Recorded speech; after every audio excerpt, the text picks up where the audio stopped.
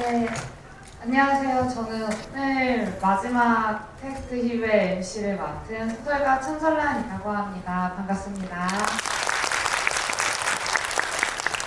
오늘 대부분 많은 분들이 처음 오셨겠지만 이게 4회차로 마지막이에요. 그래서 원작이 있는 소설이나 만화, 그리고 영화, 드라마, 그리고 테마에 맞게 배우님과 함께 대화를 하는 장소이고요. 오늘 마지막으로는 그래픽 노블을 원작으로 하고 있고 최근에 이제 영화로 개봉한 얼굴에 대한 이야기를 할 시간입니다.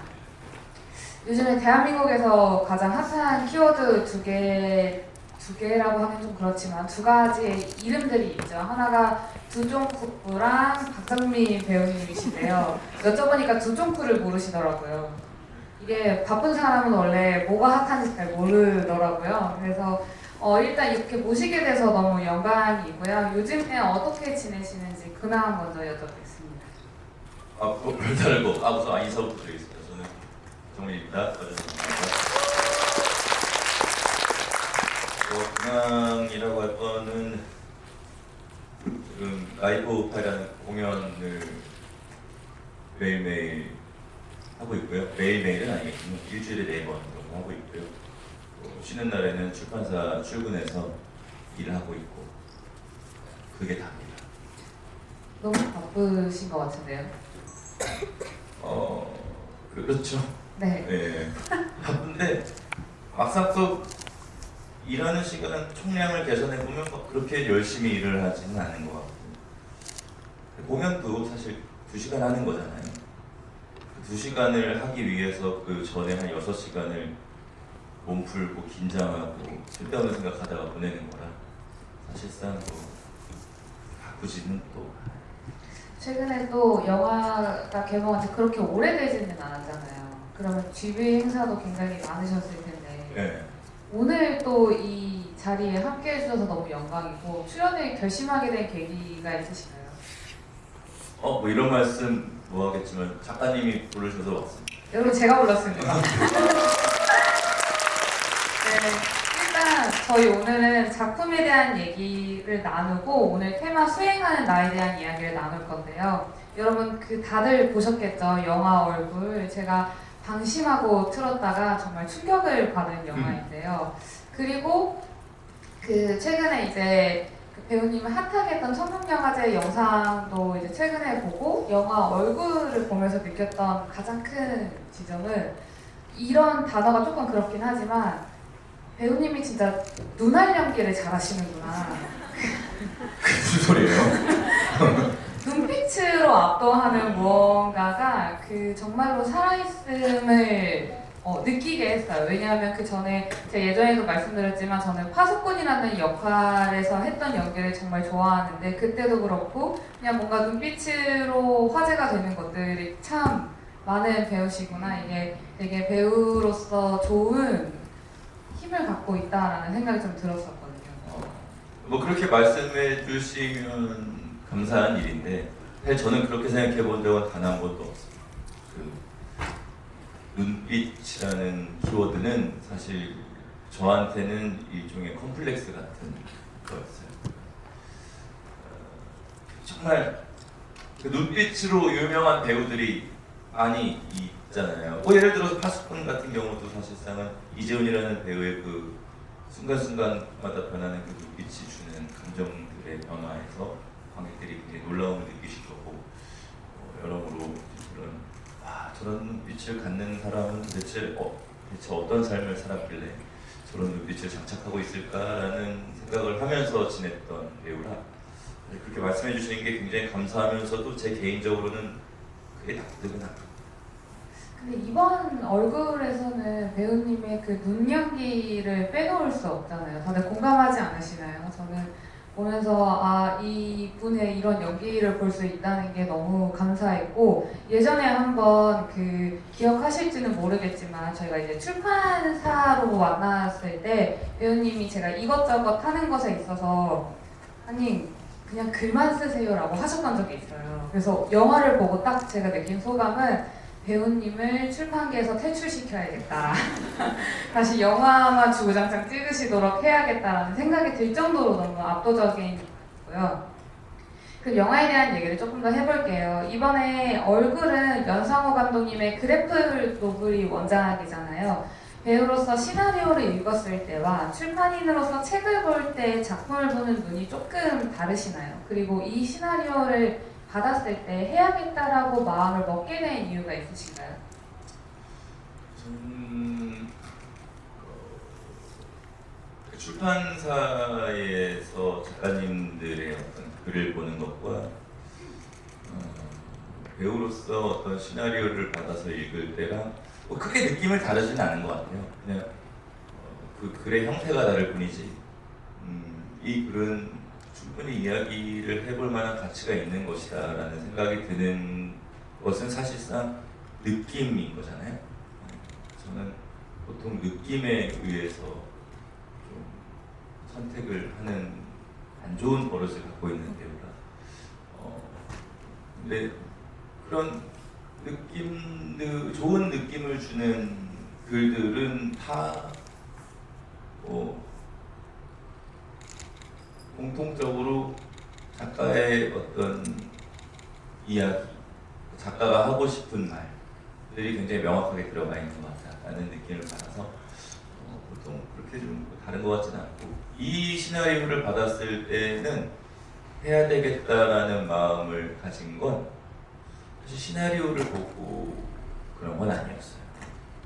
원래 이 그래픽 노블이 있었고 기훈의 명작인 염력이라는 영화가 있습니다. 사람들에게 많이 알려지지 않은 감독님의 두 번째 실사 영화 염력이라는 작품을 찍고 나서 무대 인사하는 과정에서 감독님의 얼굴이라는 책이 나왔고 선물로 주셨고 그래서 집에 가자마자 이제 봤더니 너무 재밌었어요. 좋은 기억을 갖고 있었죠. 그래서 감독님이 영화로 그거를 만들고 싶다고 하셨을 때 또 제가 또 거기서 실없이 할게요 이렇게 할 수는 없으니까 그럼 시나리오를 주세요 하고 이제 시나리오를 받았어요. 근데 똑같은 거예요. 그냥 그 얼굴이. 근데 알고 보니 시나리오가 없어서 제가 시나리오 달라고 하니까 놀래가지고 새벽에 그냥 그 만화를 펴놓고 시나리오를 쓰신 거예요. 천재는 달라. 네. 그래서 똑같았어요 그거는. 그래서 뭐 시나리오를 보고 와 역시 다르다는 느낌은 뭐 없죠. 어쩔 수 없이. 근데 그 원작이 워낙에 마음을 울리는 게 커서 당연히 감독님 작품이니까 해야 되겠다라고 해서 한 거죠. 시나리오에 대한 지분이 생각보다 막대하신 것 같은데요. 어쨌든 이 영화 자체가 배우님을 통해서 시작한 영화가 되겠네요. 그러니까 자기가 시나리오를 갖고 있는 줄 알았대요. 주려고 하드를 열어봤더니 없어서 부랴부랴 써서 저한테 가장 먼저 주시고 그걸 이제 배우들과 스태프들에게 공유를 하는 거죠. 막말로 치자면 그게 맞을 수도 있는 거죠. 제가 달라 그래가지고. 그러면 좀 더 작품에 대한 얘기를 네. 하자면 그 그래픽 노블을 처음 봤을 때 이 이야기 작가가 하고 싶은 의도가 어떻다고 느꼈어요? 그러니까 사실 얼굴이라는 작품 자체는 좀 피상적으로 보면 좀 뚜렷한 주제의식인 것 같긴 해요. 헷갈리지 않는 을 가지고 읽으셨는지 아니면 배우님만의 해석이 좀 더 가미된 게 있었는지.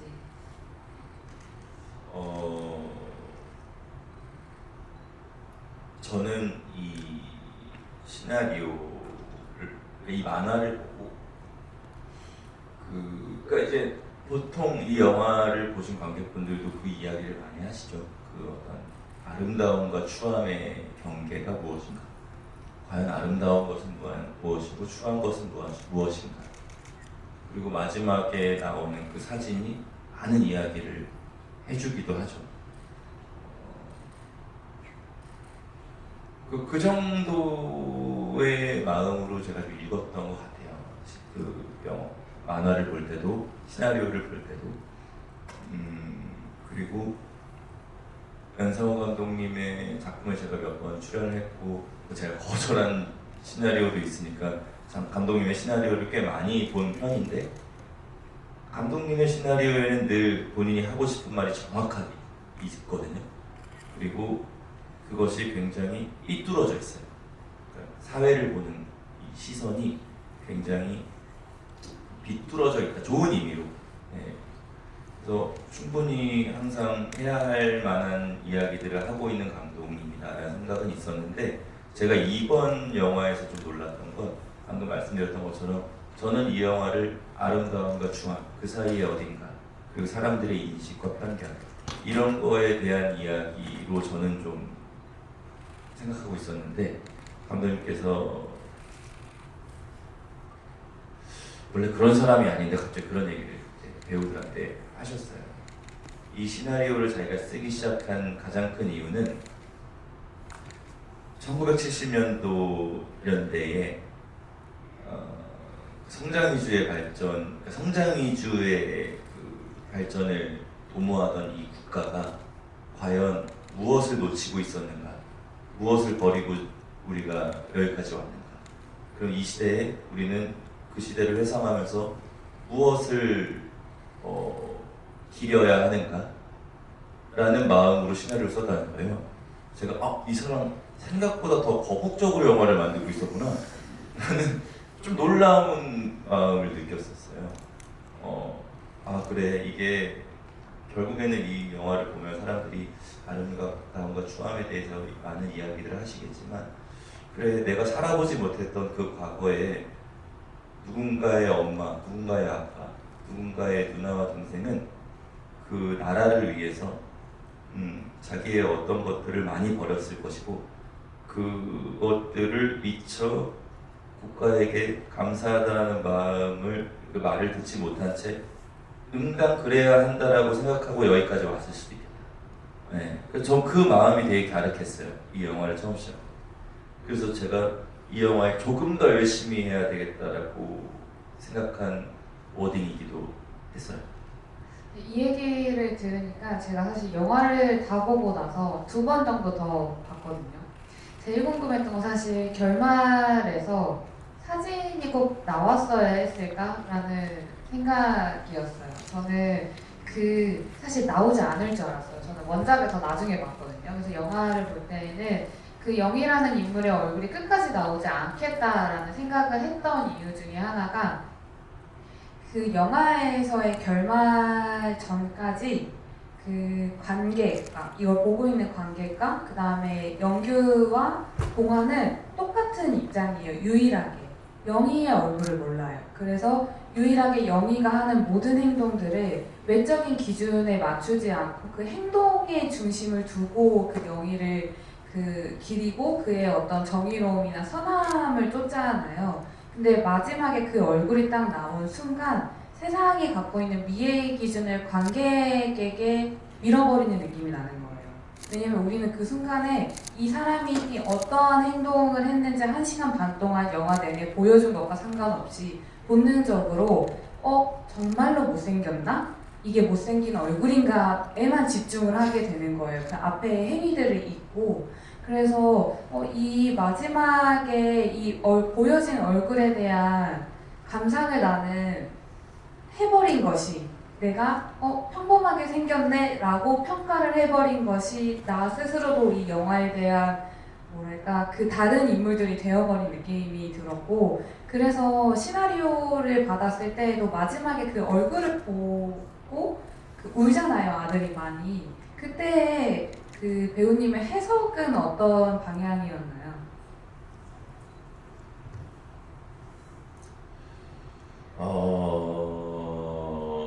사실 그 사진을 처음,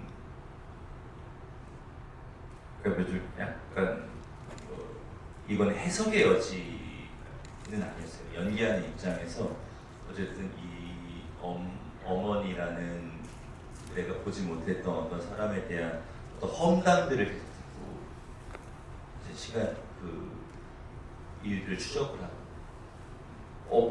없는 줄 알았던 엄마가 갑자기 이제 어떤 죽은 백골이 되어서 나타나서 아이가 존재가 되어버린 거예요. 그래서 그런 것들을 좀 이렇게 촬영을 하다 보면 나도 모르게 누구나 그럴 거예요. 내면적으로 쌓여요. 그런 것들이 안에 스트레스가 돼서 쌓이는 걸 수도 있을 텐데 그 말들이 쌓이거든요. 그래서 저는 사실 그 사진을 촬영하는 날 보고 싶었어요. 네. 그 순간에 사진을 그 촬영할 때 내가 딱 처음 보면 어떤 감정이 나올까 너무 궁금했어요. 근데 어느 날 감독님이 헤이 이거 봐라 이 사진 이거다 이렇게 보여줘 보는 거예요. 그닥 거룩하진 않으셨나요? 네, 뭐 이거 왜 나 지금 왜 보여주냐고 왜 사진 잘 나와서 보여주는데 왜 나 이거 근데 그때 그 사진을 딱 보는데 제가 눈물이 핑 도는 거예요. 이게 현빈이의 얼굴을 어떻게 개조해서 만든 사진인데 신현빈 배우 이제 그 얼굴에서 정명을 연기해요. 뭔가 그 설명할 수 없는 어떤 감정이 훅 느껴지는 게 느껴지더라고요. 그래서 이런 감정의 어떤 것이 내가 이제 나중에 이거 연기를 해야 될 텐데 그래 이게 뭔가 말로 그렇기 때문에 이렇기 때문에 슬프겠지라는 어떤 해석이 아니라 그냥 나도 모르게 지금 그 말들이 내 안에 쌓여서 스트레스가 되어 있는데 뭔가 하나의 정답과도 같은 사진이 내 눈앞에 딱 나타났을 때 허탈함 같은 거겠죠. 가여움도 있을 것이고 그래서 그냥 그 당시에 느꼈던 감정들을 기억해서 촬영 때 구현을 해내려고 노력을 했던 것 같아요. 이건 어떤 해석의 여지가 아닌 것 같고 그리고 이제 이 영화의 마지막에 나오는 사진은 사실 그러니까 이제 그 작가님처럼 마지막에 사진이 나와야 되냐? 안 나오는 게 더 좋지 않아? 또 있고 그 사진이 평범한 거야? 못생긴 거야? 하는 논란도 있고 그러니까 이야기거리들을 그렇게 제공하려면 결국에 사진이 나왔어야 돼요. 제 생각에 사진이 안 나왔으면 너무나도 해석이 방대해지면서 감독이 하고 싶은 말을 방점을 못 찍었을 것 같다는 생각이 저는 좀 뒤늦게 들더라고요. 그리고 그냥 이건 나중에 든 생각인데 동화는 결국에는 이제 엄마 얼굴을 본 거죠. 영규는 엄마 얼굴을 한 번도 보지 못해요. 이 엄마의 얼굴을 본 사람과 보지 않은 사람의 이 다음은 아마 스텝이 좀 다를 것이다. 사실상 임동환은 이명규의 복사본 같은 사람이라고 생각합니다. 그러면 결국에는 임동환도 이명규와 같은 사고방식으로 살 가능성이 큰 어떤 그냥 인물일 텐데 엄마의 사진을 봄으로써 이 사람은 아버지와는 조금 다른 인생을 살아갈 수도 있겠다라는 희망 같은 것이 저 개인적으로 좀 생겨요. 없는 사람이지만. 맞아요. 그래서 그 PD 역할을 하셨던 분이 마지막에 아버지랑 참 닮았어요라는 얘기를 하시잖아요. 그래서 그 영화 초반부에는 아무 생각이 없다가 이제 과거의 영규의 역할을 배우님이 이제 1인 2역으로 하셨을 때에 가장 궁금했던 건 정말로 배우님도 아들과 아빠를 닮았다고 생각하고 연기를 했을까였어요.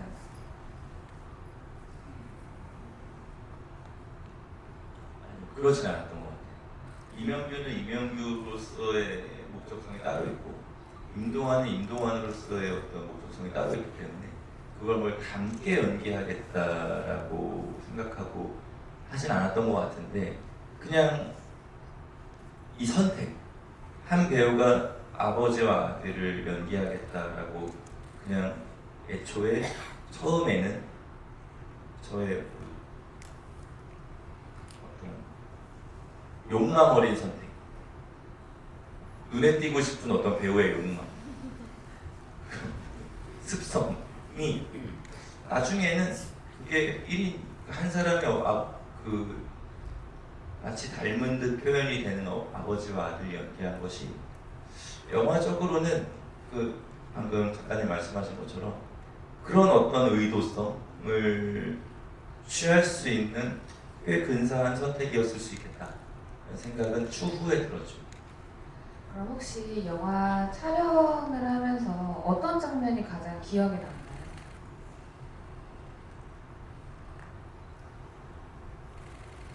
보통 기억에 남는 건 정말 쓸데없는 장면들이 기억에 남아요. 예를 들면 그냥 저 배우가 너무 말도 안 되는 NG를 내서 엄청 웃었던 예를 들면 그런 것들이. 저는 무슨 장면이 기억나냐면 임성재 배우가 백사장 역으로 나온 젊은 백사장 사진을 찍어주잖아요. 전문가인 것처럼 사진을 인화도 하고 현상도 하고 하잖아요. 근데 걔가 첫날 와가지고 연기를 하는데 카메라를 보통 그 옛날 카메라는 이렇게 이제 포커스도 잡고 이렇게 찍어야 되잖아요. 근데 이렇게 찍더니 이렇게 하고 보는 거예요. 미친놈 아니야? 뭐가 나온다고 그 뒤에를 보냐고. 나 자기도 습관처럼 하나도 준비를 안 해갖고만 서로 막 농담 삼아 엄청 웃었거든요. 그런 장면들이 기억에 남지. 뭐 제가 막 잘했던 장면 뭐 이런 데는 오히려 고통스러워서 잊어버려요. 네. 저는 인상 깊었다. 그 장례식장에 영정사진이 없잖아요. 그때 그걸 바라보는 아들의 표정이 뭔가 생전 처음 보는 얼굴인 거예요. 그리고 그런 이미지 자체의 충격도 좀 컸고요. 네, 그렇죠. 그리고 두 번째는 방금 이제 깨달았는데 사실 저는 그 이명규가 용의를 아무 숲에 자기가 던졌다고 믿잖아요. 그 주변에 네네네. 이제 다 그 나쁜 사람들이 서 있었으면 그걸 모르잖아요. 그게 처음 볼 때는 약간 어떤 의미의 불쾌함이 굉장히 컸거든요. 이 장면에서 내가 느끼는 감정이 약간의 장애에 대한 조롱과 불쾌함? 그거를 느끼게 할 법한 장면인가? 라는 어떤 처절함? 이런 게 동시에 느껴졌거든요. 왜냐면 이명규라는 캐릭터는 정말로 자신이 받아온 멸시를 그만 끝내고 싶었던 처절함이었는데 그 마지막의 처절함까지도 누군가가 그 완전히 덮어줄 수 없던 밝혀진 거잖아요. 근데 방금 배우님께서 감독님이 어떤 거룩한 느낌으로 이 영화를 만드셨던 의도에 대해 말했을 때 딱 그 생각이 들었어요. 그 1970년대에 우리가 소설 중에서 뭐 난쟁이가 수어올린 공처럼 뭔가 바쁘게 흘러가고 누군가가 죽어가고 있음을 누군가가 바라보고 있음에도 그거를 그냥 덮어버렸던 그 시체를 국가가 수습하고 묻어버렸던 그 시대의 처절함이 너무 잘 느껴진 거예요. 그래서 이 이명규라는 캐릭터가 보이지 않는 캐릭터이지만 본인 안에 아름다움과 추함이 있다라고 믿고 있고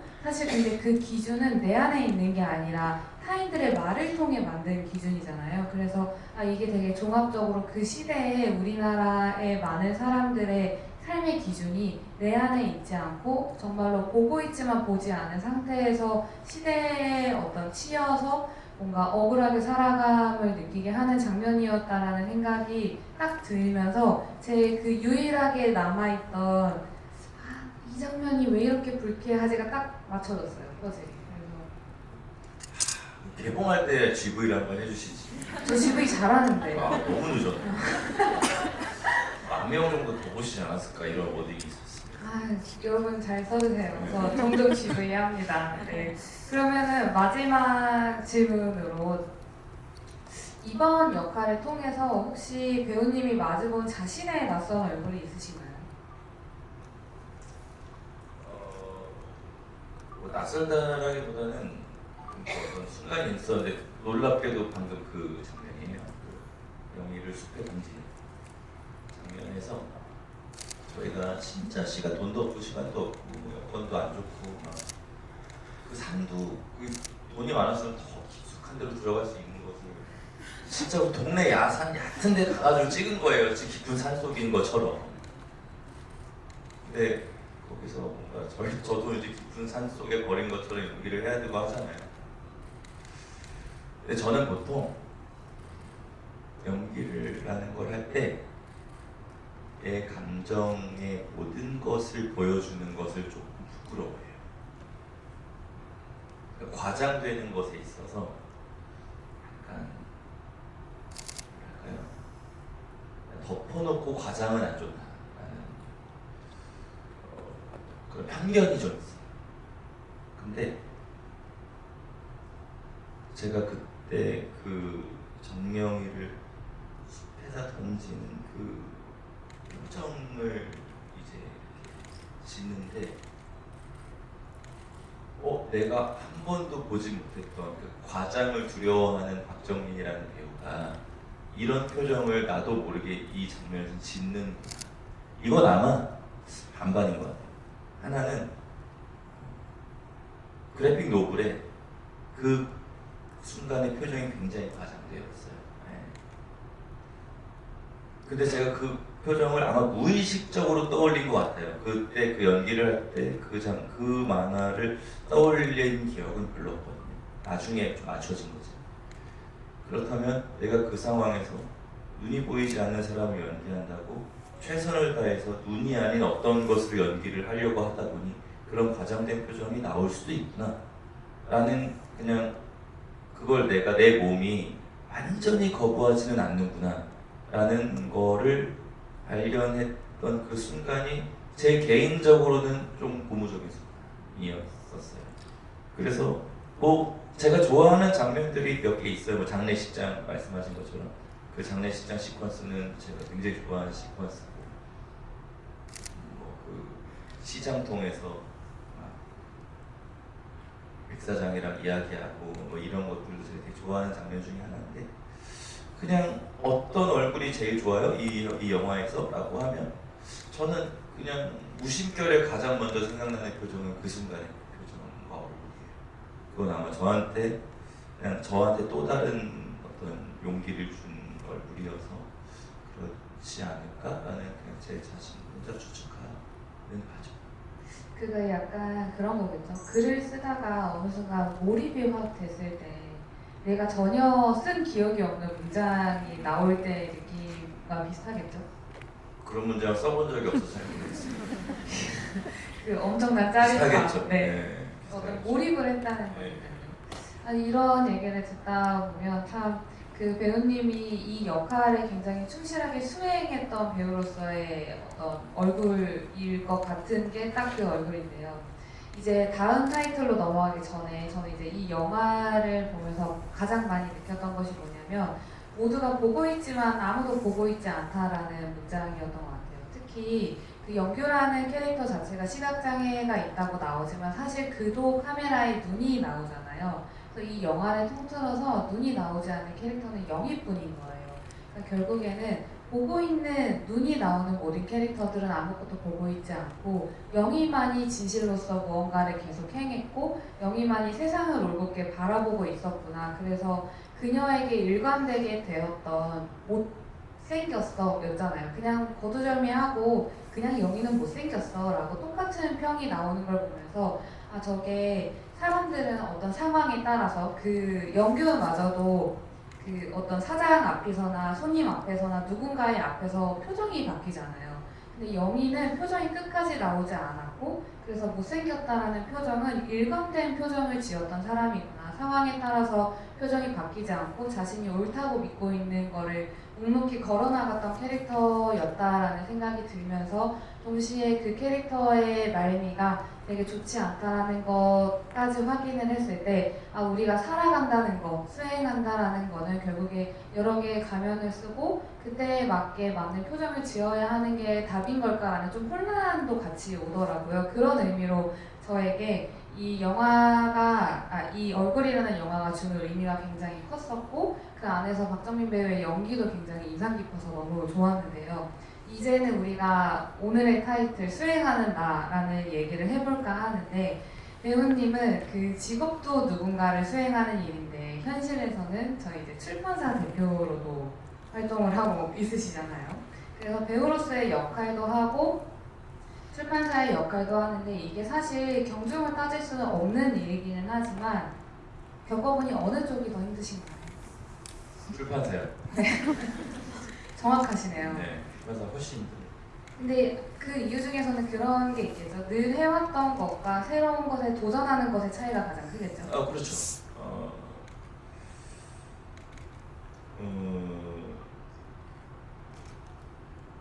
그러니까 배우는 그래서 말씀하신 것처럼 제가 계속 해오던 것들이고 노하우도 있고요. 그리고 배우는 너는 연기만 잘하면 돼. 나머지는 다 우리가 다 맡겨. 하는 사람들이 있어요. 가장 가깝게는 매니저도 있고요. 감독님도 계시고 제작사의 대표님도 계시고 스태프들도 있고 그리고 동료 배우들이 서로가 잘할 수 있게 도와주고 그러다 보니까 이제 그런 노하우들이 좀 생기는데 이제 이건 제가 처음 해본 출판사 대표는 이제 막 본격적으로 한 게 이제 올해부터니까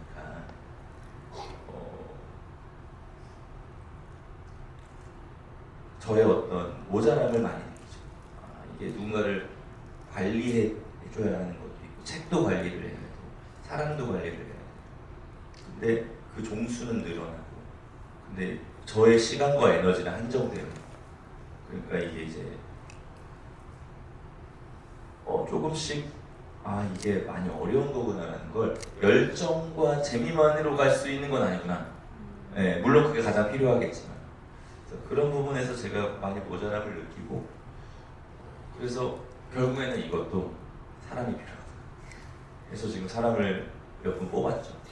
네, 그래서 좀 더 도움을 받아가면서 더 오래 하려면 좀 사람들도 많이 이제 옆에서 도와줄 수 있는 사람들 옆에 두고 나도 도와주면서 해봐야 되겠다 이런 생각을 하고 있습니다. 작가들과 대화하는 게 쉽지 않죠? 뭐 그냥 저는 사람하고 대화하는 게 늘 힘들어요. 네. 근데 되게 많은 작가님들이 그러세요. 그래서 사람과 대화하기 힘들어하는 사람들이 대화를 하고 있는 거예요. 그렇죠. 네. 네. 그래서 근데 굉장히 예민할 수밖에 없는 직업이고 왜냐면 저는 아마 이 세상에서 작가라는 사람들이 제일 이 감각이 열려 있는 사람들일 거라고 그런 사람 중에 한 명일 거라고 생각하거든요. 매 순간에 어떤 것들이 캐치될지 모르니까 감각을 열어놓고 사시는 분들 같이 느껴져요. 그래서 그 순간에 느끼는 것들을 적어놓기도 하실 테고 언젠간 내가 이걸 써봐야겠다는 각오도 하실 테고 굉장히 예민하게 곤두세우고 있는 사람들 중에 하나가 이제 작가님들일 텐데 그런 분들이 글만 잘 쓸 수 있게 하는 방법이 뭔지 아직 정확하게 모르겠어요. 네, 그래서 그런 것들을 배워나가는 과정이고 그러려면 진짜로 전문가가 필요하고 사람이 필요하다라는 판단으로 지금 내년의 부제는 조금 더 사람이 복잡거릴 예정입니다. 이게 되게 예민한 질문일 수도 있지만 저는 최근에 이제 뭐 영화계에서도 핫하셨지만 사실 출판계에서도 굉장히 핫한 올해 키워드셨어요. 뭐 박정민 배우님이 뭐 추천사를 쓰면은 뭐 잘 나간다. 감사합니다. 제 책에 추천사를 써주셨거든요. 덕분에 잘 나간 것 같습니다. 예. 근데 동시에 사실 출판에서 책보다 작가 이름이 먼저 나가거나 출판사보다 출판사 대표 이름이 먼저 앞세워져서 홍보가 되는 경우들이 점점 더 엄청난 부담이실 것 같다라는 생각이 드는 거예요. 이게 어떤 하나의 마케팅의 수단일 수도 있지만 이게 처음에 본인이 어떤 책을 만들고 출판사 대표로서 어떤 임무를 수행하겠다라고 했을 때의 방향성과는 좀 더 다른 느낌인 거죠. 그래서 출판계에서는 사실 출판계 인재가 왔다. 못 나가게 다 문 닫아 이러면서 약간 이런 분위기이긴 했는데 그런 거를 느끼셨을 때 어떤 부담감이 굉장히 크진 않으신가요? 부담감이 크죠. 부담감과 사실 그게 좀 어려워요. 이게 조심스러워. 작가님보다 내 이름을 앞세워서 우리 회사의 책을 홍보하는 건 그리 옳은 방향은 아닌 것 같다는 생각이 들거든요. 하지만 어느 쪽도 어떤 방향에서 신인 작가님들 같은 경우에는 내가 정말 손잡고 우리 작가님들 진짜 좋은 작가님들이고 좋은 글이니까 읽어주세요 하는 것도 또 그건 또 틀린 건 아닌 것 같고 그리고 내부적으로는 그래요. 외부적으로는 뭐 대형 출판사들이야 그렇게 생각을 안 하실 가능성이 크겠지만 저희 같은 작은 출판사에서는 조금 반칙 아니야? 라고 생각할 수도 있을 것 같아요. 반칙이죠, 사실. 반칙이라고 생각합니다.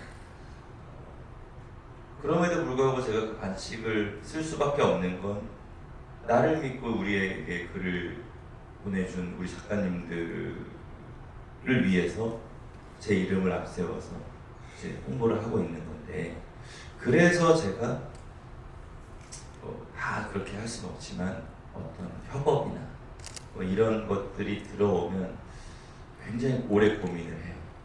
다른 회사에서 이렇게 뭔가 들어오거나 하면, 혹은 서점에서 하면 같이 먹고 살아야 하는 어떤 그런 마음으로 하는데, 이제 이게 너무 많아지니까 다 들어드릴 수가 없잖아요. 그러면서 오는 또 부채감기.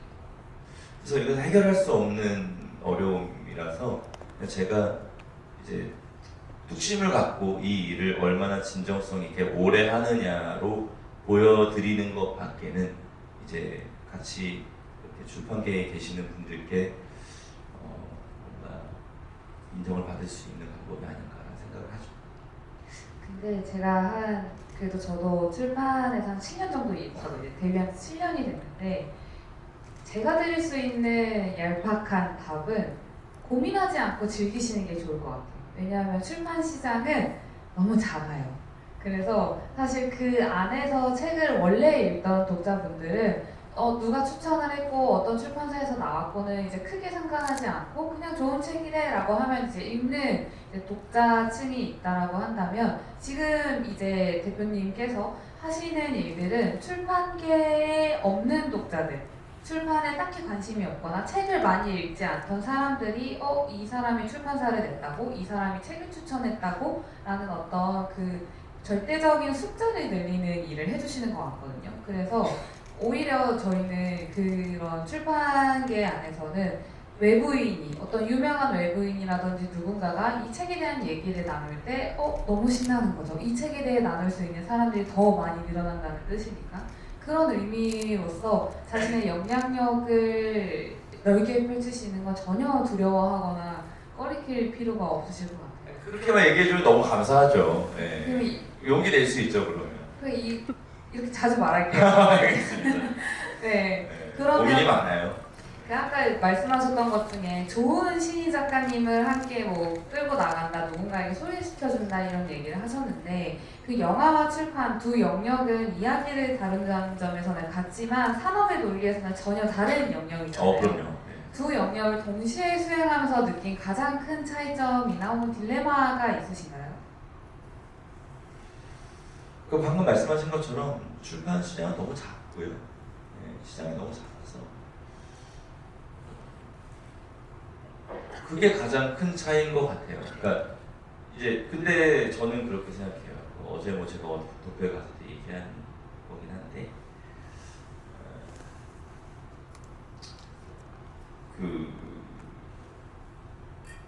뭐였더라? 갑자기 머리가 까먹었어요. 미쳤나봐. 그럴 수 있죠. 제가 요즘 이래요. 네, 그럴 수 있어요. 네. 이제 오늘도 일을 하고 오셨죠? 네네네. 그거 봤는데 아무튼 이거예요. 책은 가장 뭐랄까 창작자가 걔가 이렇게 해가지고 뭐 물론 작가님들이야 너무 고생해서 쓰시는 글이지만 가장 저렴하게 낼 수 있는 예술 작품이라고 생각해요. 네. 그리고 그에 반비례하게 확장성만큼은 그 어떤 것보다 그 한계가 없는 게 저는 또 책이고 글이라고 생각하거든요. 그래서 저는 이 출판 일이 굉장히 재밌고 좋아요. 내가 지금 만들고 있는 이 책이 책으로서만 존재할 수도 있겠지만 또 어떤 것으로 확장되어 나갈 수 있다는 그 가능성이 굉장히 저는 그 형태가 굉장히 예쁘다고 생각하고 고귀하다고 생각해서 내가 이걸 만들고 있다라는 내 자신이 기특할 때도 있어요. 네. 그런 지점이 굉장히 좋죠. 그리고 영화는 물론 요즘 뭐 영화 시장이 좀 안 좋다고는 하지만 내가 정말 좋아하는 사람들과 많은 사람들과 협업해서 물론 많은 돈이 들어가지만 뭐 길게는 6, 7개월, 짧게는 3, 4개월 동안 영화를 찍어서 많은 사람들한테 동시에 내보일 수 있다. 예, 그리고 한 공간에서 같이 볼 수 있다라는 어떤 그 희열은 또 포기할 수 없는 거거든요. 그래서 그런 지점들이 너무 확연하게 달라서 이 일과 이 일을 동시에 하는 게 굉장히 행운이라고 생각합니다. 예, 누군가가 이런 일을 해보고 싶다, 어떤 배우가, 어떤 누군가, 그러면 저는 추천해요. 무리하지 않는 선을 산다. 그래서 굉장히 저는 그냥 제가 느끼기엔 내 나름대로 굉장히 가치 있고 값진 일을 하고 있다라고 생각이 들어서 굉장히 좋습니다. 네, 말씀해주신 것처럼 그 소설, 일단 저는 소설을 쓰는 사람이니까 소설가를 테크했던 이유는 저는 원래 이제 영화 감독이 꿈이었거든요. 네네. 학창 시절 때는. 네. 근데 그때 영화과에 들어가면 졸업 작품 찍을 때 사비가 5천만 원 정도가 든대요. 뭐가요? 사비로 영화 독립 영화 찍을 때. 그 나중에 네. 네. 그래서 포기했어요. 근데 그걸 보고 어떤 미친 사람이 사비로 5천만 원을 찍어? 저는 이제 안양역으로 다녔으니까 영화과에 갔던 선배들이 와서 영화 찍을 때 돈 많이 든다. 그리고 영화를 하면 망해서 폐가망신을 한 감독들이 많다. 저는 혼자 하고 싶었거든요. 그래서 소설가가 됐어요. 영화가 망하면 감독이 패가망신하지 않죠. 투자한 사람이 패가망신하죠. 아, 그걸 좀 더 네. 일찍 알았다면 그러니까요. 달라졌겠지만, 근데 역시나 소설은 앉아서 제가 완결만 쓰면 완성될 수 있는 그렇죠. 거예요. 그리고 그때는 뭐 요즘은 노트북을 쓰지만 그때는 이제 교수님들이 흔히 펜가종이만 있으면 뭘 못하겠냐 이런 얘기를 하셔서 이제 소설을 택하게 됐는데, 말씀해주신 것처럼 뭔가 소설이라는 거는 작가가 어떠한 허들이나 누군가의 참견도 없이 그냥 무궁무진하게 펼쳐내는 거잖아요. 근데 우리가 막 보석 같은 거, 원석을 볼 때도 사실 원석 너무 아름답지만 이 아름다움이 덩그러니 있는 게 소설이라면 이 원작을 영화나 뮤지컬로 만드는 건 세공 작업법인 것 같거든요. 여러 사람들이 함께 해서 누구에게나 어울리는 목걸이, 누구에게나 어울리는 반지, 누구나 탐내는 뭔가 액세서리를 만드는 과정이라는 생각이 들어서 이 두 개를 함께 병행한다는 것이 뭔가 딜레마가 아니라면 정말 즐거운 퐁당퐁당 단짠단짠의 느낌일 것 같다는 생각도 드네요. 저는 그냥 그런 생각도 해요.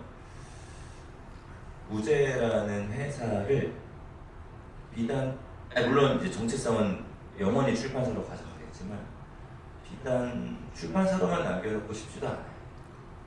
이 회사가 너무 욕심이 큰가?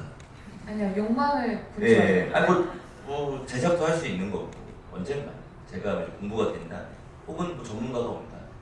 그래서 우리가 갖고 있는 이 IP들을 IP 그냥 책으로만 남겨놓는 것이 아니라 우리가 뭐 어떻게 해서 영화로도 만들어보고 뭐 공연으로도 만들어보고 할 수 있을 것 같다라는 생각이 저는 좀 들거든요. 그래서 좀 그런 공부들도 좀 해보려고 해요. 나중에 꿈은 이제 이런 극장에서 영화가 시작될 때 우리의 리더 필름, 무제의 리더 필름이 나오면서 오, 네. 네, 그게 저의 어떤 꿈 중에 하나가 된 거죠. 잘 꼭 이루어졌으면 좋겠어요. 왜냐하면 지금 실제로 원작이 영화화나 뮤지컬 영국으로 팔리는 경우가 굉장히 많은데 이게 최근에 진짜 활발하게 이루어진 일들이라 그 어떤 계약이라든지 형태나 이런 게 아직 잘 모르는 출판사들이 많아요. 그래서 오히려 저는 제가 직접 막 제작사를 만나는 이제 과정들이 몇 년 겪다 보니까 반대로 출판사가 저한테 문의하는 경우도 굉장히 많거든요. 근데 만약에 이렇게 그 상업의 구조나 논리를 잘 아는 사람이 가운데서 무언가를 해준다면 이 영화가 될 때 원작에 대한 권리도 보장받을 수 있는 그런 시장이 될 수 있을 것 같다라는 기대가 됩니다. 네, 그리고 아까 대표님께서 말씀하실 때 좋은 대본은 직감으로 하신다고 했잖아요. 보통 그냥 그런 거. 감으로 즐겁겠다 할 때 소설 원고를 볼 때도 그런 느낌으로 고르시게 되나요? 거절한 소설이 있어본 적 있나요? 있죠. 아니 근데 지금 이 무제라는 출판사는 그게 있어요. 작은 회사잖아요. 우리가 뭐 문학동네고 창비고 이러면 작가님 모셔다가 소설 하나만 써주세요. 그래서 천선란이 문학동네에서 소설이 나왔어. 전혀 이상하지 않아요. 근데 저희는 예를 들어서 천선란을 계약해서 천선란 소설이 나왔다 짠! 그러면 왜? 라는 느낌이 좀 그게 제 느낌이에요. 이거는 소설을 막 아직 많이 내본 그 회사가 아닌데 자 천선란의 소설이 나왔습니다. 이렇게 해서 이렇게 홍보하는 게 약간 뜬금없는 느낌. 그래서 저희는 기본적으로 무슨 기획을 좀 하려고 하고 어떤 작가님을 모시고 온다든지 계약을 하려면 우리가 이 기획을 해서 이게 나중에 딱 나와도 그럴 수 있지라고 할 수 있는 뭔가 시너지를 확 낼 수 있는 기획이 있어야 우선은 지금은 소설이나 이런 거 낼 수 있다고 저는 생각이 들어가지고 그래서 지금 저희는 그 기획을 위주로 좀 생각을 하고 있고 그 기획에 이제 마음을 이렇게 동의를 하시거나 뭐 마음을 내어주신 작가님이 계시면 이제 같이 작업을 할 수 있는 방향으로 가는 바람에 투고가 오는 소설들은 웬만큼 뭔가 제 마음에 쏙 들지 않으면 선택하기가 어렵고 투고를 받을 수도 없는 상황. 그래서 지금 당장에는 내가 좋아하는 작가님들을 만나는 단계인데 나중에 뭔가 또 한 10년 뒤에 뭐 이제 갑자기 이렇게 소설이 나온다고 해도 이상하지 않은 회사가 되면 그때는 저는 그때는 이제 경계하려고 하죠. 그리고 너무 내 취향을 고집하게 될까 봐. 사람이 취향이라는 게 있잖아요. 그러다 보니까 이게 너무 내 취향대로 이게 출판사가 흘러가면 안 되니까. 근데 그때쯤이면 그 대표님의 취향으로 뽑은 소설들의 판매량이 대표님의 마음을 정해줄 거예요. 내 취향이 대중적이구나 혹은 마이너하구나 하면 마이너할 때 고쳐질 수 있는, 바뀔 수 그렇겠네요. 있는. 취향 고쳐 먹을 수 있겠군요. 네. 그것이 아, 얼마나 좋아. 나에게 간절한가. 네, 측면을 네, 네. 자연스럽게 알겠습니다. 바뀔 것 같고 그렇다면 저희가 또 그 되게 출판에 대한 얘기를 많이 해봤는데 그럼 배우 박정민으로서의 목표와 출판인 박정민으로서의 목표가 다를 것도 같은데 각각 어떤 지향점을 향해 가고 계신가요? 뭐 다르다기보다는 지금은 제 본업이 배우고 물론 출판사 대표도 본업이 있죠. 근데 비중이 지금은 배우 쪽으로 조금 더 치중이 되어 있잖아요. 근데 어느 순간에 이렇게 디졸브가 되지 않을까. 그게 제 목표이기도 해요. 이제 내 본업은 누가 뭐래도 출판사를 하는 사람이 내 본업이고 배우는 취미로 하는 사람. 모두 원하지 않으실 것 같은데요? 그쵸? 아니에요. 15년, 20년 지나면 이제 또 이게 뭐 달라질 수 있잖아요. 그래서 이게 누군가 절 필요로 한다면 뭐 배우를 계속 할 수 있겠죠. 배우는 그리고 누군가 절 선택해줘야 되는 일이기 때문에 제가 하고 싶다고 할 수 있는 일도 아니니까 언젠가는 내가 우리 회사를 더 굳건히 지킬 수 있는 어떤 사람이 되는 것이 저의 출판사로서 목표고 배우는 뭐 꾸준히 하는 거, 꾸준히 하고 누군가 찾아줄 사람이 있다면 그때 가서 할 수 있는 것이 되는 것이 제 인생의 목표죠. 근데 조금 전에 말씀하셨던 것처럼 출판은 점점 다른 사람들을 책임져야 하고 그 회사를 운영하는 거잖아요. 네네. 그런 점에서 봤을 때는 지금 하고 있는 연기가 정말 100% 즐길 수 있는 취미의 영역으로 가는 게 훨씬 좋을 것 같긴 해요. 이게 막 작품 수가 줄어든다, 뭐 3년에 한 번, 4년에 한 번 찍어세요 이런 게 아니라 그냥 그 순간순간의 연기를 정말 즐거움으로만 하게 되고 그 출판에서 받은 스트레스를 극장에서 풀고 카메라 보게 될 때가 제일 베스트 아니에요? 그럴 수도 있겠죠. 그리고 저는 언젠가는 뭐 농담 삼아 그냥 드리는 말씀인데 바지 사장 되는 게 꿈입니다. 진짜 원래 꿈인데 저. 네. 네. 아니 왜냐면 전문가들, 내가 믿고 맡길 수 있는 어떤 직원들이 이 회사를 굳건히 지켜줄 수 있는 누군가가 있다면 저는 조금 더 거국적인 일만 해도 되는 거잖아요. 예, 그래서 그런 회사를 만드는 게 꿈이에요. 좋은 사람들이 이 회사를 딱 지켜줄 수 있는. 그러면 어떤 면에서 좋아하는 일과 잘하는 일이 좀 맞물려 가고 계신 것 같은데 혹시 그거를 행할 수 있는 배우님만의 비결이나 혹은 그것들을 같이 행하기 위해서 버티고 있는 요령들이 있으신가요? 저는 제가 정말로 잘하는 일을 하고 있다고 생각하지 않아요. 저는 제가 정말 좋아하는 일을 하고 있는 거지. 근데 그 좋아하는 일을 잘하고 싶어서 부단히도 노력을 하고 머리를 쓰고 어떻게 저렇게 해보려고 잔머리도 부려보고 하는 거지. 제가 정말 잘할 수 있는 건 이 일이 아마 아닐 거예요. 저는 그렇게 출판사요. 출판사도 배우도 둘 다. 그냥 이거는 그냥 내가 어렸을 때부터 좋아하던 거를 직업으로 삼은 거예요. 행운이죠. 네, 그러니까 뭐 운이 좋게 돈도 벌 수 있게 됐고 그러다 보니까 사람들도 좋은 사람들도 저한테 와주기도 하고 굉장한 행운이라고 생각하는데 전 이 일을 내가 제일 잘하는 일이라고는 절대 생각하지 않아요. 그 잘하는 일이 뚜렷하게 생각나는 게 있으세요? 저는 네 있는데 뭐 말씀을 드릴 수 없어요. 아, 이 다음 질문인데 앞으로 써보고 싶은 역할이 있다면 역할이요? 그러니까 수행하고 싶은 임무 직업적으로나 연기적으로 없어요. 막 있겠죠. 언젠가 또 그 충동 때문에 충동을 못 이겨서 또 뭔가 택하는 게 있을 거예요. 근데 재밌을 것 같아가지고 혹은 한번 해보고 싶어가지고 들이대고 하는 게 있을 거예요. 저도 저를 못 믿어요. 뭐 안 합니다. 이제 이런 말 안 하려고 하는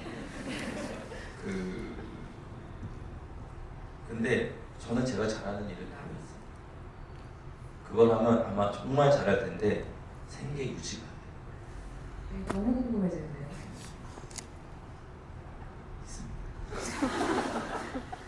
언젠가 출판계와 배우계에서 둘 다 모습을 보이지 않으시면 잘하는 일을 하고 계신다고 생각합니다. 집에서 그걸 하고 있을 거라고. 네.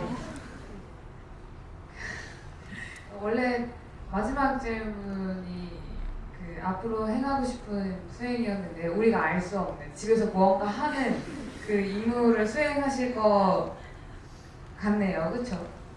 그렇죠. 네.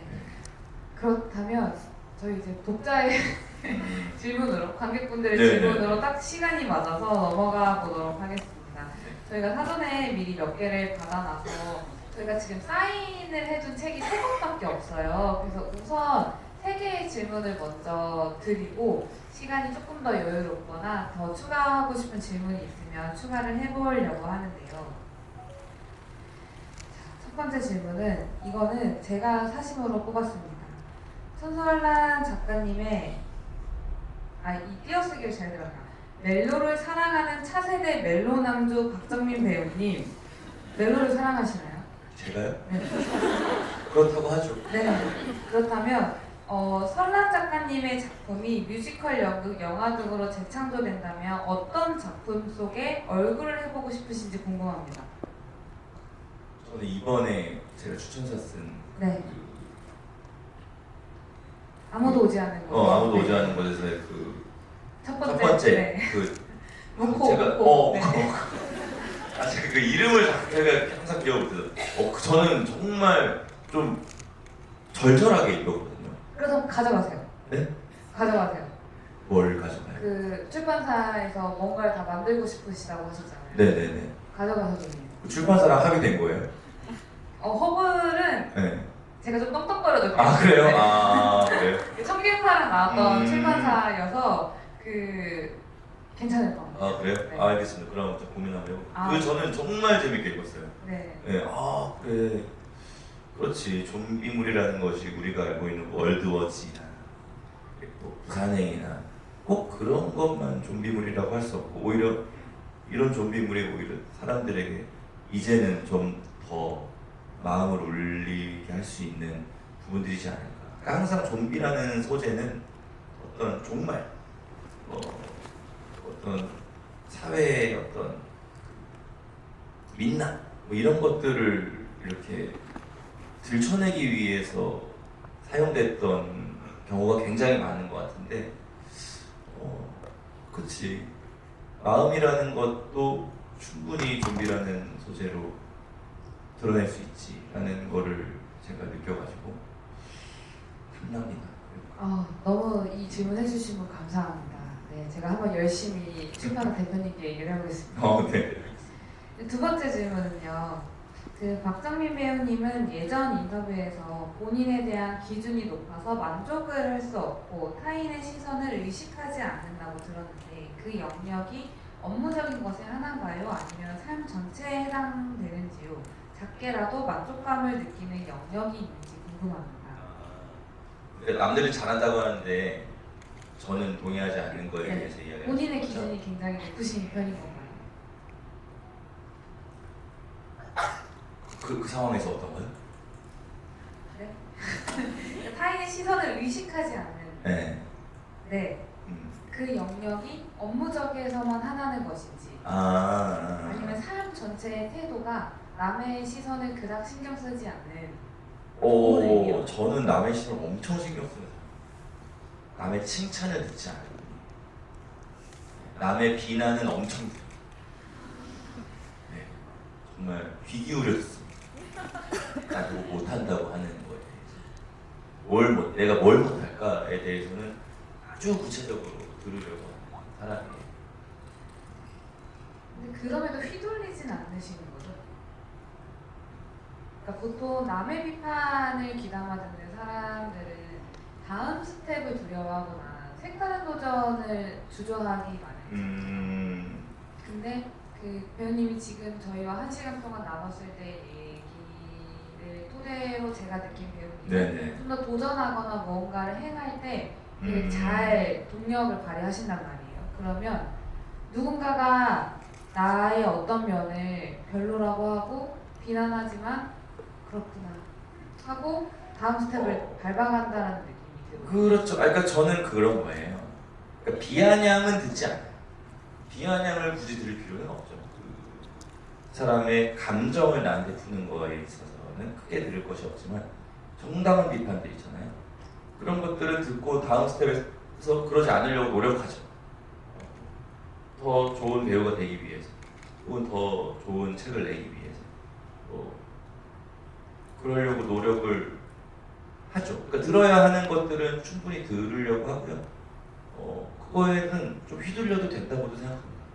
네, 정당한 비판에 대해서. 그리고 다행히 그런 거에 휘둘리기 쉬운 사람일지언정 영화라는 거 특히 제가 본업만 이야기하자면 영화는 현장에 가면 저를 휘두르는 사람이 너무 많아요. 네, 그래서 좋은 의미 저를 도와주려고 하는 사람들이 엄청 많아요. 그렇기 때문에 그냥 저 할 거를 하다 보면 주변에서 막 도와줍니다. 잘할 수 있게. 우리나라에 연기 못하는 배우들 별로 없잖아요. 지금 영화를 보다 보면 네. 잘하는 사람이 더 많잖아요. 네. 뭐 못하는 사람 보일 수도 있죠. 왜 저 사람밖에 연기 못해? 할 수 있는데 우리나라 배우들 연기 참 잘하거든요. 드라마 같은 거 보다 보면 잘하는 배우들이 훨씬 많잖아요. 영화도 그렇고. 그거는 저는 그 배우들만인 그 배우들 혼자만의 힘은 아니라고 생각해요. 그 배우가 잘할 수 있도록 엄청나게 많은 사람들이 그 현장에서 도와주는 거고, 정말 그 사람이 촬영장을 벗어나서 촬영 끝나고도 감독은 편집으로, 음악 감독은 음악으로, 편집 감독은 편집으로, CG 감독은 CG. 이 사람이 연기를 잘할 수 있게 보여주는 것이 그 사람들의 임무기도 하고. 어쨌든 우리는 배우의 연기를 보면서 작품들을 보니까. 그래서 현장에 가면 그냥 이렇게 도와주는 사람들이 많아서 믿고 돼가지고 휘둘리지 않죠. 이번 영화 하실 때 연상원 감독님께서 주셨던 어떤 피드백 중에 기억나는 게 있으신가요?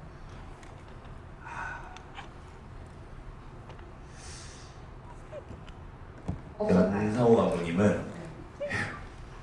좋은 의미로 배우한테 크게 디렉션하죠. 예.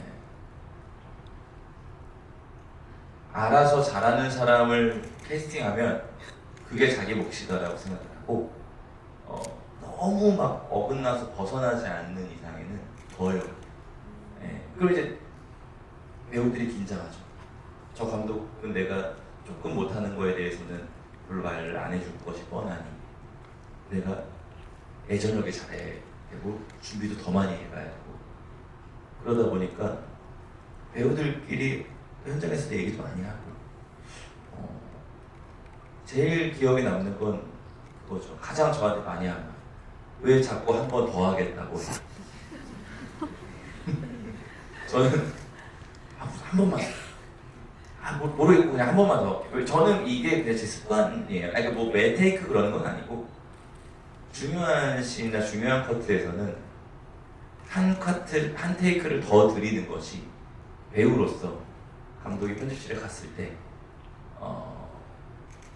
진짜 제가 한 번 더 하겠다고 한 50커트를 찍었다고 하면 50커트에서 딱 한 번씩만 더 했다고 하면 그 중에 한 두세 개만 감독이 건져도 배우로서는 할 몫을 한 거라고 생각하거든요. 더 좋은 게 있으니까. 그래서 항상 저는 오케이 하면 한 번만 하죠. 그러면 연극에서는요, 무대에서는 한 번 더가 안 되잖아요. 절대 안 되죠. 그 영화나 미디어에서 하는 연기와 네. 무대에서 하는 연기의 가장 큰 차이를 어떻게 느끼세요? 영화는 한 번 찍은 건 평생 다시 연기해요. 네. 감정이 안 오면 올 때까지 기다려주고 못하면 한 번 더 해야 돼. 근데 연극은 모든 게 복불복. 그날 내 컨디션도 내 컨디션인데 상대 배우의 컨디션 혹은 뭐 음향 실수, 조명 실수 누구나 실수나 저도 항상 실수를 하니까 그러니까 무대는 그래서 배우들끼리 굉장히 돈독해지는 게 뭐냐면 내가 틀려도 제가 만회해 줄 거야 라는 약간 다른 기대군요. 네. 믿음이 좀 있어요. 제가 잘못하면 내가 커버해 줄 수 있어요. 라는 어떤 믿음으로 가기 때문에 급속도로 친해지는 게 좀 있더라고요. 그래서 항상 매 순간이 저는 살얼음판 같아요. 요즘에 무대 올라갈 때 이렇게 하다가 막 감정적으로 막 휘몰아쳐야 될 때 아무것도 느껴지지 않을 수도 있잖아요. 맨날 똑같은 걸 하는데 그게 어떻게 매번 휘몰아쳐요. 그건 사람이 아니지. 그래서 그 순간이 과연 오늘은 찾아와 줄까라는 어떤 기대와 두려움, 그 마음을 안고 공연 직전 7시 28분 정도가 되면 심장이 요동을 치죠. 제가 그 연극은 이번이 처음이신가요? 아니요, 몇 번 해봤습니다. 네. 젊었을 때 해봤거든요. 죄송해요. 제가 이 연극 쪽의 필모는 아직 잘 못 들었어요. 뭐 제가 이제 하스쿠니라는 영화 데뷔를 하고 이제 차기작이라고 해야 되겠죠. 네. 선택한 것이 키사라기 미키짱이라는 일본 연극 원작의 그 연극이 있어요. 제목이 아주 짠치죠. 느낌 지금 들으면 아주 재미있는 공연이고 당시에는 아주 성공적인 결과라고 공연인데 그 공연은 또 간략하게 이야기를 하자면 키사라기 미키라는 아이돌이 1년 전에 죽었어요. 그리고 그녀의 이제 죽음을 1주년을 기리기 위해서 그녀의 이제 골수팬, 오타쿠 5명이 한 공간에 모여요. 그 영혼을 기리기 위해서. 근데 다 나이가 막 아저씨들, 저만 젊은 배우였어요. 근데 이제 반전에 반전을 거듭하는 거예요. 알고 봤더니 아는 사람이었고, 알고 봤더니 뭐 수사했던 형사고, 막 아빠고, 막 친구고, 막 다 이런 거예요. 그러면서 막 마지막에 눈물이 막 콸콸 터지는 그런 내용인데, 그때는 형님들이 계셨거든요. 저보다 20살이 많은 선배님들이 계시고. 근데 이제 그리고 그 이후에 뭐 작게 뭐 아주 작은 소극장에서 2인국 해본 적도 있고 학교에서 해보고 건방지게 로미오와 줄리엣 해보고 그랬어요. 어느 역할이셨어요? 뭐요? 뭐 줄리엣은 아니었을 거 아니에요. 그래서 이제 그런 것들을 하다가 제가 무대는 내가 못하는 거구나 라는 판단을 하고 한 8, 9년을 애써 안 하다가 이번에 오랜만에 하는데 잘 무대에 서는 게 굉장히 두려웠었거든요. 근데 이번에 좀 이 배우들을 만나고 이 연출들과 스태프분들을 만나면서 자신감이 조금 생겼고 용기가 생긴 거죠. 용기가 좀 생기고 매번 이렇게 보러 와주시는 천여 명의 관객분들이 공연이 끝나면 박수 쳐주시고 이렇게 하니까 가끔씩 또 좋은 게 있으면 해보고 싶다라는 마음도 좀 생기는 중인데 또 모르죠. 한 두 달 있다가 다시 나네라고 할 수도 남은 있죠. 회차를 끝냈을 때는 네. 다시는 무대에 올라가지 않겠다가 그럴 될 수도 있죠. 있겠네요. 네. 지금은 아주 좋습니다. 연극과 뮤지컬이라는 장르가 이제 주변에서 이제 저도 청계파랑이 되면서 많이 듣게 되는 게 그 매 순간순간이 새롭게 개봉하는 영화를 하는 느낌이래요. 그러니까 늘 똑같은 대사를 내뱉지만 매번 다른 연기를 하고 매번 다른 감정이 나오고 어제는 이 부분에서 눈물이 터졌는데 다른 날은 다른 부분에서 눈물이 터진다라는 느낌을 보면서 이 수행하는 나라는 이 타이틀에서 지금 배우님이 매번 새로운 어떤 주인공을 수행하고 계시구나라는 생각이 좀 들더라고요. 그렇게 이야기하셨던 그 배우님들은 정말 훌륭한 배우. 저는 점점 에너지에 빠지고 있거든요. 이제 또 오늘은 어떤 그러니까 뭐 물론 새로운 작들이 올 때가 꽤 있어요. 무대에서 하다 보면 배우들이 주는 연기들이 다르다 보니까. 근데 항상 두렵거든요. 새로운 게 안 오면 텅 빈 채로 연기를 해야 되는데 텅 빈 채로도 이 지금 보고 있는 관객분들한테는 아주 그 촉촉한 감정을 전달할 수 있는 방법이 무엇일까? 왜냐면 그럴 이제 엄청 관록이 있는 배우분들의 노하우가 그런 걸 거 아니에요. 늘 새로울 수 없다. 하지만 여기서 내가 하던 대로 휘둘리지 않고 함으로써 관객분들은 충분히 그 감정을 느낄 것이라는 어떤 믿음, 그리고 그 순간에 나도 최대한 새로운 것들을 찾겠다라는 어떤 의지, 그것들이 버무려져서 한 공연이 늘 새로운 공연들이 만들어지는 걸 텐데 배우로서는 그 순간이 올지 안 올지를 모르니까 저는 그게 너무 두렵거든요. 늘 찾아주면 땡큐고 너무 고맙고 안 오면 막 혼자 막 이제 다른 의미의 도전 미션으로 혹시 그 극장에서 혹시 단체대 간 중학생들이 온 적 있나요? 아직 없어요. 아직 없어요. 근데 강연이 저는 더블하는 박강현이라는 배우가 할 때는 고등학생들이 왔다고 하는데 엄청 재밌게 보고 나갔다는 얘기 들었어요. 그 친구들을 한번 만나셔야 돼요. 아 그래요? 단체 내관을 하는 중학생, 고등학생을 어. 한번 만나면 그 연극 배우나 뮤지컬 배우로서의 다음 단계의 성장이 이루어진다고 하더라고요. 아 그래요? 왜요? 그 청계파랑에서 한번 중학교 친구들이 단체 관람이 왔는데 시작하자마자 오마이갓 이렇게 시작을 한대요. 아이들이. 저희 어떤- 효정 씨 때문에 네. 그 어떤 그 상황에서도 내가 그 역할에 집중을 하고 집중을 할 수 공부를 있는 했는데 그 떨림이 네네. 사라지실 것 같거든요. 공감이 한번, 됩니다. 네, 문의를 한번 해보세요. 네. 중학교 단체 관람을 한번 해보자. 알겠습니다. 네. 좋은 꿀팁이죠. 네네. 네. 그리고 마지막 질문인데요. 일단 그 배우로, 출판사 대표로, 일반인으로 참 많은 역할을 수행하며 지내고 계신 박정민님께 거절할 수도 있었을 배역을 연기하신 적이 있으신지, 그 역을 수행하기 위해 노력했던 일들이 있으신지, 덧붙여 요즘 호랑이와 동거 아닌 동거 중이신데 라이프 오브 파이를 보며 희망, 용기, 신뢰 등의 키워드가 있습니다. 배우님께서 갖고 있는 자신만의 키워드는 무엇인가요? 우선 첫 번째 질문에 답변을 드리자면 있죠. 거절을 하고 싶지만 할 수 없는 작품이 있어요.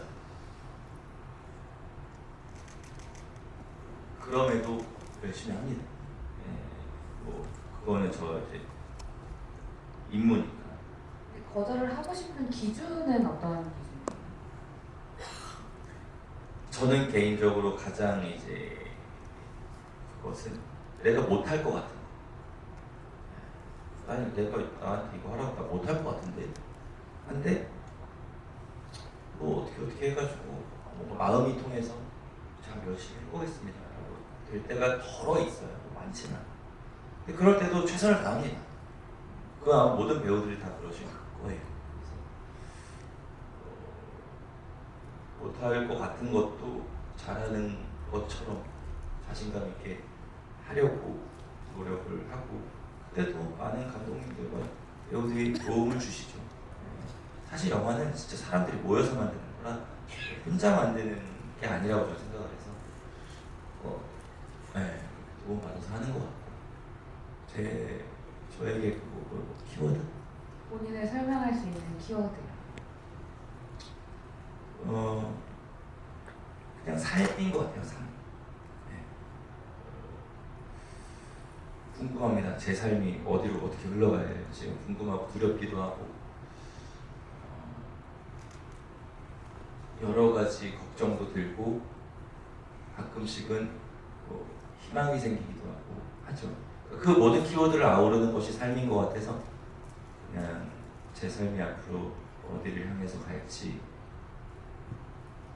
염려하고 가끔씩은 좋은 생각도 하면서 보내려고 하죠. 제가 그 출판사 대표님으로서 이제 대표님을 처음 만났을 때 오히려 제가 질문을 더 많이 했었거든요. 너무 궁금했었어요, 사실은. 어쩌다 연기를 하시다가 출판사에 오시게 됐을까라고 했을 때 그 왜 하세요? 라는 질문에 기억하실지는 모르겠지만 좋아해요 라고 했고 재미있어요 라고 했거든요. 근데 저는 이 좋아한다와 재미있어요로 살아가는 삶을 너무 좋아해요. 그래서 어떤 일을 할 때 재미있어요라고 말하는 사람들과는 보통 재미있게 일을 하게 되더라고요. 그게 아마 지금 말씀하신 대표님의 삶이 좀 알 수 없고 어디로 흘러가지 못한다는 느낌이 막막하다의 느낌보다 모험에 가까운 것 같거든요. 그래서 저는 그게 되게 지금 하고 있는 어떤 연극의 결이나 어떤 나아가는 행보로서 그게 참 잘 어울리는 것 같습니다. 그래서 공연 초반에 펑펑 울었어요. 공연 초반에 이입이 봤어야 돼가지고 막. 되는데. 네. 지금도 펑펑 우는데 제일 많이 울 것 같으실 때 말씀해 주세요. 막공이겠죠. 네. 그러면 이거는요, 지금 사은품은 없지만 질문 마지막 하나만 빠르게 대답해 주시면 됩니다.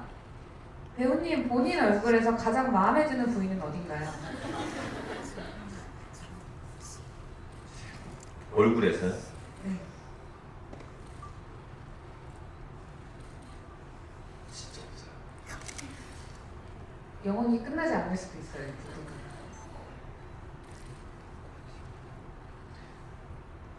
제가 코가 높아요. 네. 코가 커요. 그래서 옆에서 보면 코가 예쁜 것처럼 보이거든요. 네. 그 정도로 하겠습니다. 네, 네. 코가 제일 마음에 드신다고 합니다. 네, 오늘 저희 준비한 시간은 여기까지입니다. 오늘 제가 처음 이 섹스테이블 할 때 첫눈이 왔었어요. 근데 오늘 약간 진눈깨비는 하긴 하지만 또 눈이 왔더라고요. 근데 이 험한 길도 끝까지 와주셔서 너무 감사하고 오늘 어떠셨는지 짧게 소감 듣고 자리 마무리하도록 하겠습니다. 저는 꽤 큰 극장인데 여러분들 이렇게 찾아와 주셔가지고 너무 감사드립니다. 이게 금방 표가 팔렸다고 그러더라고요. 어떻게 아시고 잘 주셨는지 참 너무 놀랐고 너무 감사드립니다. 그리고 오늘 또 제가 너무 애정하는 저희 천선만 작가님과 이런 제가 또 너무 좋아하는 제 작품인 또 얼굴에 대해서 이런저런 이야기를 나눌 수 있다는 게 놀랍고, 한 가지 아쉬운 건 여기 연성환 감독님이 있었으면 정말 입이 귀에 걸려서 돌아갔을 텐데. 저희 멘트도 괜찮았나요? 네, 그 작가님의 해석과 그 멘트들이 또 그의 어깨를 한껏 올려줄 수 있었을 텐데. 한번 전달해 주십시오. 예, 그렇게 할게요. 그래서 뭐 그런 것이 조금 아쉽고, 아무튼 오늘 저의 답변이 뭐 여러분들께 어떻게 다가가는지 모르겠지만 오늘 제가 말씀드린 것들은 딱 12월 23일에 저의 이야기고 내일은 또 제 생각이 바뀔 수도 있습니다. 언젠가 또 바뀐 제 이야기를 들려드릴 수 있는 날이 있으면 또 이렇게 초대할 수 있도록 하겠습니다. 오늘 와주셔서 진심으로 감사드립니다.